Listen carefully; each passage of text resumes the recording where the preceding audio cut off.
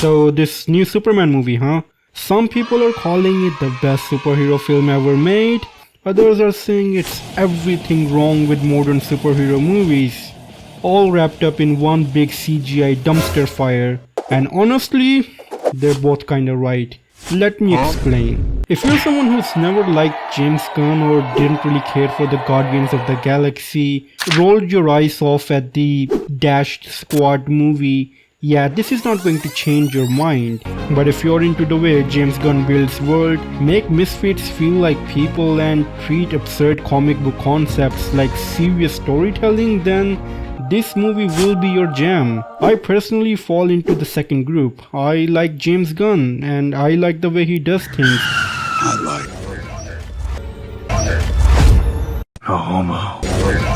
So naturally, I like this movie. For context, I haven't watched every Superman film ever made. I vaguely remember Superman Returns and I lived for Man of Steel. So this is my only second real dive into live action Superman. But growing up, I was obsessed with Justice League Unlimited and this movie feels exactly like that. In Justice League Unlimited, there were no limits. You had aliens, monsters, multiverses, magic, time travel, and somehow it all fit. This film captures that energy.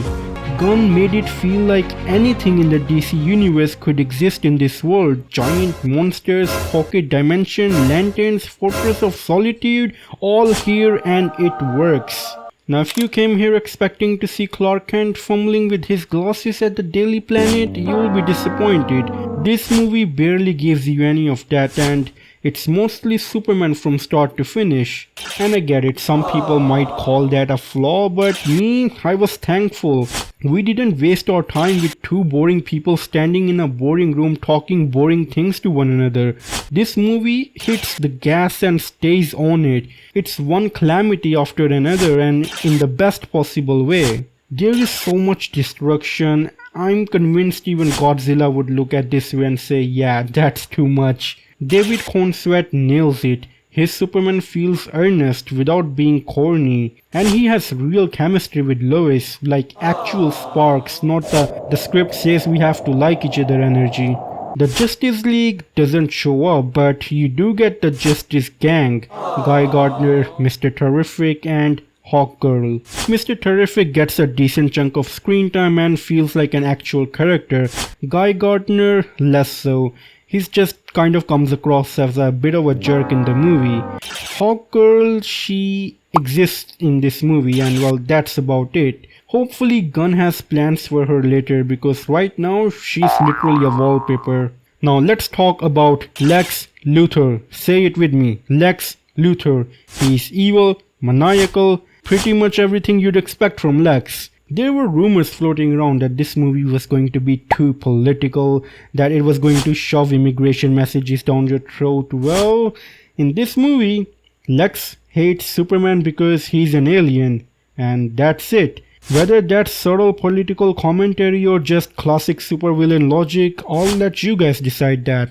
Personally, I thought he was cartoonishly evil and it just kinda worked. Now, as someone who loved the action in Man of Steel, I had to adjust. That movie felt like someone filmed a war zone on their iPhone. It was gritty, chaotic, almost too real. This movie leans more into comic book territory, bigger colors, stylized punches, and more fun than raw impact, and honestly, it still works. I expected to love this movie and I did. And no, James Gunn didn't pay me to say that, even though I really wish he had, cause I could use the money. Life's full of disappointments, people, but this movie, it's not one of them. Let me know your thoughts in the comments down below, and as always, it's time for a goodbye.